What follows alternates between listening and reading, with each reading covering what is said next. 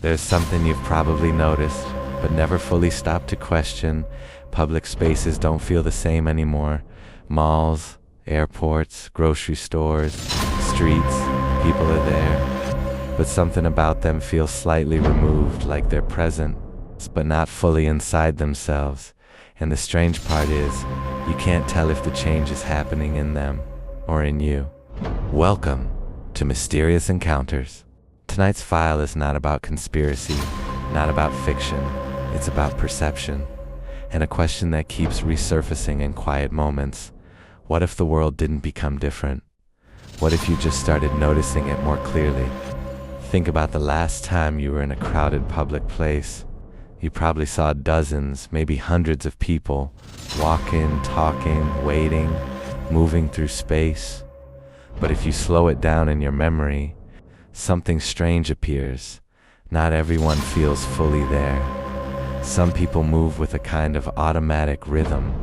Same gestures, same pacing, same expressions that appear and disappear too quickly to read. Not robotic, just repetitive in a way that feels familiar. And the unsettling part is this. You don't remember noticing it when you were there. Only after. Only when you're alone again. So what is that feeling? Some will say it's burnout, mental fatigue, overstimulation from modern life, and that explanation makes sense on the surface, but it doesn't fully explain the specificity of it. Why does it feel like certain environments have a pattern to them? Why do strangers sometimes feel like they're following invisible scripts? Why does a place full of life sometimes feel rehearsed, not fake, just prearranged? As if you're observing a system that runs smoothly enough to not question it. Here's where things become harder to ignore, because once you notice this feeling, it starts to appear in different places. A cashier repeating the same tone, a group conversation that sounds like familiar dialogue structures, a crowd reacting, slightly out of sync, but still within acceptable timing.